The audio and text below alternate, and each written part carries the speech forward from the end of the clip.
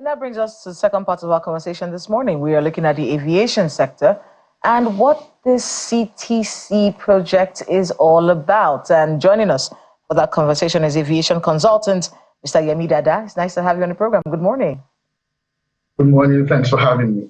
Let's start with the beginning, because we need to understand what this CTC practice is. What is it? And I see that in many other countries that are parts of it, and it's not the only convention that we're seeing, it's not the only agreements that we're seeing.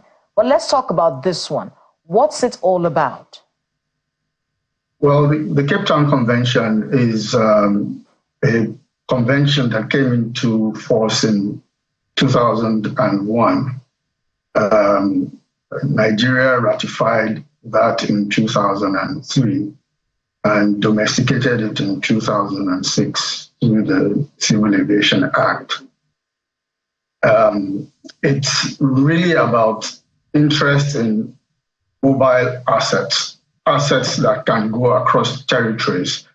One of them is the aircraft assets, and then you have what we call the rolling stock assets, which are train, locomotives, coaches, and then you have space assets, satellites, such. Nigeria has basically focused on the aircraft assets in our adoption of the Cape Town Convention. And so over time, we've sort of deepened our involvement and signaling to the international communities who seem to have a perception issue about how Nigeria has been handling aircraft that come into the territory. And so this is one more step, signaling to the international leasing community that Nigeria will allow aircraft come into the territory easily, and when they have to leave, if as a result of dispute, it will be easily resolved and they will have their assets back. Okay. Well, we saw some airline operators at that meeting at the Villa yesterday. We saw Air Peace there as well. What impact does this arrangement have on airline operations in Nigeria? Well, like I said, it's signaling to the leasing community. It's been a challenge for Nigerian airlines to especially dry lease aircraft, which is take on airplanes, register them on the Nigerian register, and operate with Nigerian crew or crew with Nigerian licenses. This is essentially because of this fear and this perception that it's a difficult environment to operate in. When aircraft come, they are unable to take them back. It's a perception issue which is not really real. There have been some instances in the past where it has happened, where some airlines have resorted to self-help rather than return the equipment when they have a dispute with the lessor. They sort of hold back the aircraft, and this has now tainted the reputation of Nigerian airlines internationally. And even though this is just one leg of the challenge that airlines currently face now, which is being resolved by this practice direction, since the Cape Town Convention itself has been ratified, domesticated, and even further strengthened by the amendment of the Civil Aviation Act in 2022. This practice direction is like a user manual for the judiciary, so that judges are not necessarily experts in everything, but when they have a step-by-step guide to show them what needs to be done in any situation, everybody that is a stakeholder will be able to read that and understand that when they approach the courts, these are going to be the unified way in which issues of disputes will be handled. I mean, one of the things that came out of yesterday's meeting is the fact that this particular agreement is supposed to reduce the cost of airline operations in Nigeria, especially in our aviation sector. Talk to us a bit about, how that works out. I'm not so certain that this will reduce the cost. It's like I said, one leg of the signaling part where it's supposed to give confidence to aircraft investors to look at Nigeria favorably.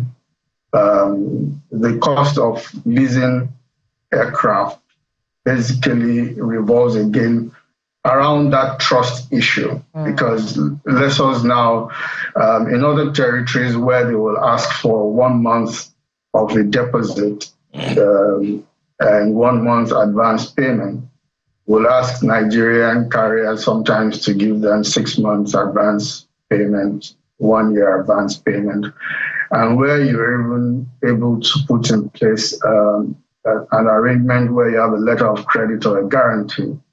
The Nigerian banks are unable to provide that guarantee directly because the international lessors don't trust the territory generally. So they will ask for a letter of credit from a European bank or a US bank or a South African bank. And so your bank in Nigeria will essentially have to give a back-to-back guarantee. So they guarantee from here to an European bank who is their partner, who then issues a guarantee to the lessor. That creates layers of costs and inconvenience in the process of leasing airplanes. So essentially, yes, this signaling will say we are a territory that wants to be able to give you ease of getting your aircraft, so you shouldn't be putting onerous terms on leasing aircraft to Nigerian carriers instead of these 6 months or letters of credit, where in Nigeria, in actual fact, your letters of credit are essentially cash. And the way it is worded, most Nigerian banks would want the security for the entire period of the lease, which is sometimes 60 months. And so it becomes unaffordable. And that's one of the big challenges that we have. So beyond this signaling to give comfort to the lessors, we need to work on the financial side of things in the finance industry, where our banks will have capacity or will have a fund that can either acquire aircraft and lease to Nigerian operators at affordable rates. You know, this picture you're painting now, it's a big picture, so to speak. As some would say, the Nigerian aviation industry there's still a whole lot of work. So there is some joy, as some people will say, there's celebration in the aviation industry in Nigeria right now over this CTC signing. But beyond the CTC, now we know that, okay, coming from, as I say, the data is situated in the contracting state, or the aircraft or helicopter is registered in another contracting state, so we're happy about that. Okay, that's one thing on ground. But the other challenges to the aviation sector in Nigeria, things like poorly maintained airports, outdated air traffic control systems in some aspects or in large aspects of the sector, and limited terminal or runway lengths or capacity, so to speak. Would this CTC in any way help in that aspect? Because these are on-ground things that need to be taken care of to even look at increasing the viability of the aviation sector. Well, again, just like the issue we have with the CTC, there is also a lot of perception issue. And these issues that you raised, poorly maintained aircraft is a myth because none of those people who operate airplanes want to fly airplanes that are not properly maintained. The owners also put their families and friends on those airplanes.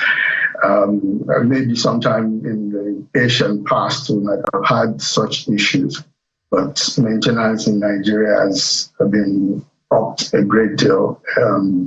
The Civil Aviation Authority had gone through a revamping over 20 years ago, and in fact, we complain that airlines in Nigeria are overregulated, because you can take off from Lagos and get ramped in Abuja and go to Port Harcourt and get ramp checked as well. So the issues of infrastructure are germane. We have infrastructure that are stretched and require a lot of funding to improve. The federal government cannot do this on their own, and we've been championing the initiative to concession the airports. The runways are quite decent. In most airports, the length is adequate, but like everything, things can be better with the terminals, with the ramp, infrastructure, and so on. So yes, all these other things affect how the airlines perform. But fundamentally, if we are going to be talking about the subject matter, which is about availability of aircraft in the territory, we really need to work on funding for the airlines. We cannot continue to borrow at over 30% to operate in a sector where the margins are very, very slim.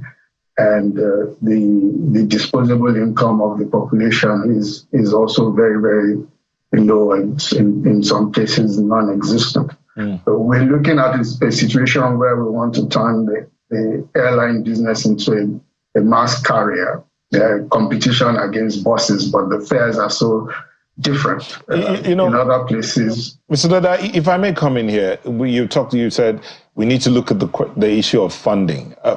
Now, yes, please. Part of the issues around funding of the aviation sector include funding maintenance, which is most times done outside when they go for turnaround maintenance, or basically for the various checks that require that they need to do year in, year out. What if we would focus or look towards setting up aircraft maintenance facilities in the country? That would reduce the amount of money, being spent to get those aircraft out of the country for maintenance and bringing them back. Can that also help if the banking sector is not exactly set to fund the aviation industry in Nigeria?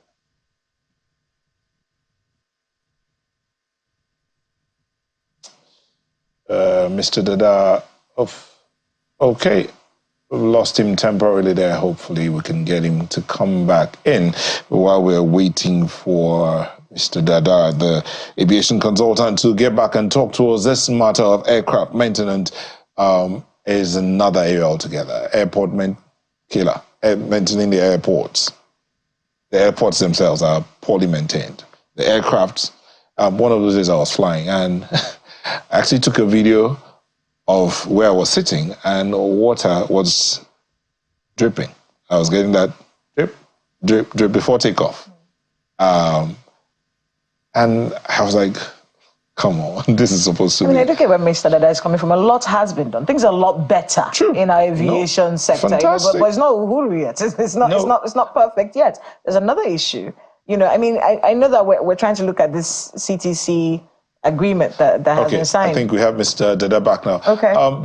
Mr. Dada, can I just get back on that question I asked? Yes, please. Yeah, the matter of funding. Yes, you said we need to look at how to fund the aviation sector. But before that, correct. You mentioned earlier that our banks, our financial institutions are not exactly set to fund effectively, so to speak. And I said, to manage the funds that are available, now that we have the CTC to help in the leasing area, to manage the funds that are available, what if aircraft maintenance facilities are set up across board? I know that there was one in Ikeja owned by the defunct Nigeria Airways. Is that okay now? Some states are looking at setting up these kind of facilities. Would that help to reduce the funds needed? Yeah, that essentially will help address the issue of the foreign exchange challenge that airlines face.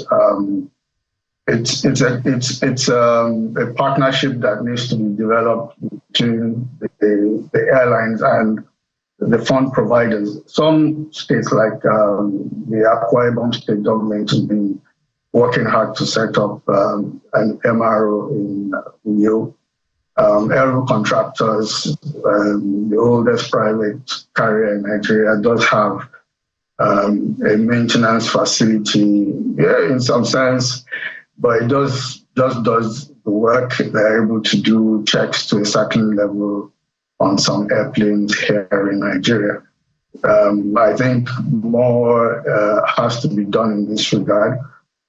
There was an initiative by ECOWAS to create a regional maintenance and repair organization. And I think it's one of the cardinal programs of the Federal Ministry of aviation over the last administration, and I think this administration has been talking about that as well.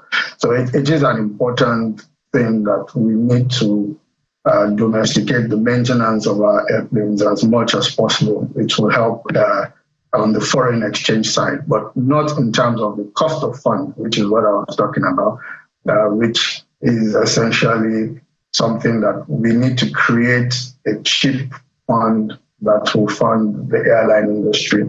It can't be run on the level of interest being charged by local banks as is.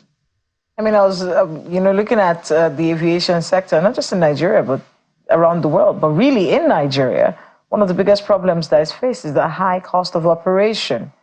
Could you talk to us a bit about that? I mean, from the standpoint of an aviation consultant, when we look at the high cost of operation, what can be done about that? Because really that cost comes back to the consumer, doesn't it? Well, by the very nature of the industry, safety is expensive. Like the saying goes, it's better to be safe than sorry. So in the concepts of aviation practice, there are several inbuilt parts where, for example, government owned facilities are not meant to generate a profit. They are meant to charge a fee just for recovery of the services they provide. So air navigation service providers like NAMA are not meant to make a profit. They're meant to openly create a charge, discuss with the industry so that they can see transparently and charge what is appropriate and not something to make a profit of. The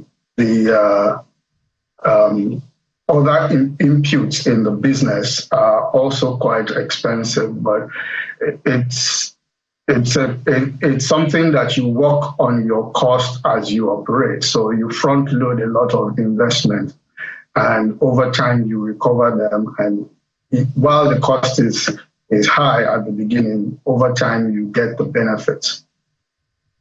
You know, I'm looking at some of the things that have happened about this agreement over the years. In fact, some local operators had in the past breached that Cape Town Convention, and the one that regulates aircraft leasing around the world.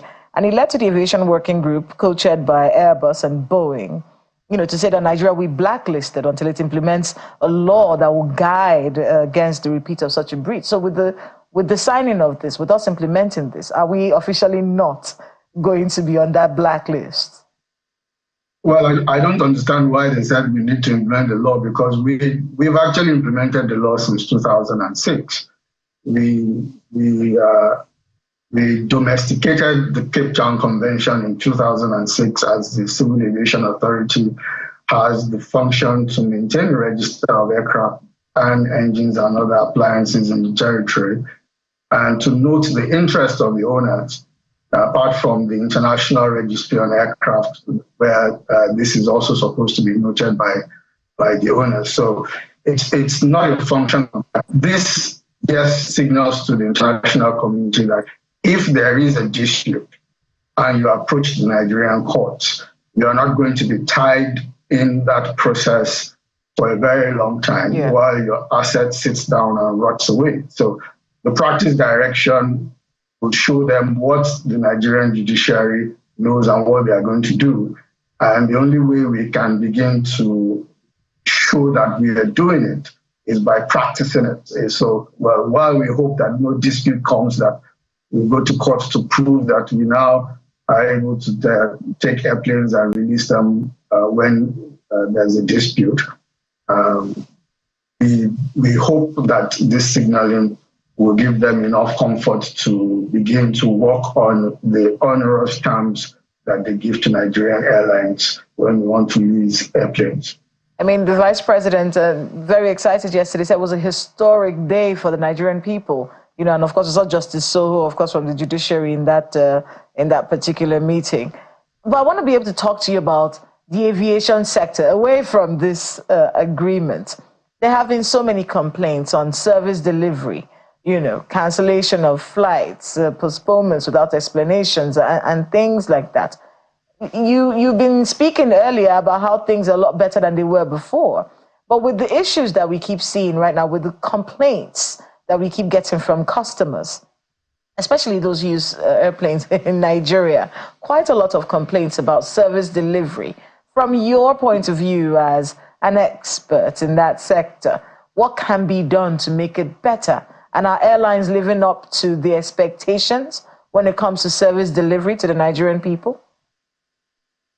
Well, unfortunately, that is one part where the industry at current is struggling to keep its promise to its consumers. The onus is on the Nigerian Civil Aviation Authority to help the airlines keep to the terms of their agreement with their customers. Sometimes it is not the fault of the airlines, but of recent, I think a number of airlines are stretching their capacity too much. And that obviously results in this issue where schedule recovery becomes a challenge and leads to delays and cancellations. It's something that we really need to work on as an industry if we want to maintain the confidence of the customers. I want to thank you so much, Mr. Yemi Dada, for being with us on the program, and good luck with all the work that you have ahead of you. Thank you very much, Kyle. Have a nice day. Mr. Yemi Dada, the aviation consultant, joining us via Zoom from Ibadan. We do have some feedback this Friday before we wrap up. Yeah, I guess Kayla is in a hurry to get out there Yes, I am. to Friday to weekend. But let's take this feedback, starting out with this one from Professor Imonuka Inakina. He says, when government says they know those sponsoring terrorism and kidnappings in their states, and the person is known to the president, then it behoves on the naysayers that affirmed that some political heavyweights and people beyond the might of the CIC are sponsoring insecurity in their states to be true. I think he goes on. There's more to that message. Either there is no effective communication between the military, police, DSS, and paramilitary organizations, or there are persons within these organizations trading information to these outlaws and terrorists, or the morale of the men on the front line is low, or they are simply not equipped or lack the numbers to adequately prosecute these affronts. I mean, it is a very precarious situation when you look at the security, especially in Zamfara State, which is why we come off a little hard on them when we have them on the program. Pastor Law Alpha C says the unfortunate security turnout in Zamfara and other parts of the country is the reason there is food insecurity. I'm expecting the federal government and state government to up their game and nip this evil ravaging our country in the bud.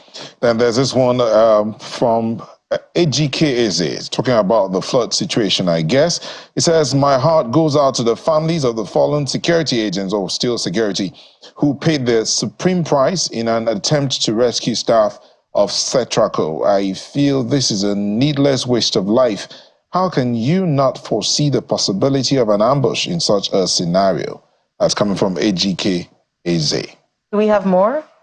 No. I think that's all, isn't it? Yes, indeed. That's all the feedback we can take for now. I want to thank you, all those that sent in their mails and tweets. We do appreciate. And this is where we say thank you for letting us be a part of your day and your week. The weekend starts now. But remember that you, from where you are, you can do something different, something good, better than what you did yesterday. Thank you. I'm Neota Igbe. Have a great Friday. Enjoy your weekend. Stay safe. Our condolences go to everyone in Borno, everyone in Zamfara who's suffering at this time, those in Lere, local government area of Kaduna State, and indeed the whole country. If you're going through one thing or the other, our condolences, and we hope that you come out of it stronger. Let's pray for our country. I'm Kayla Megwa. Enjoy the rest of your weekend.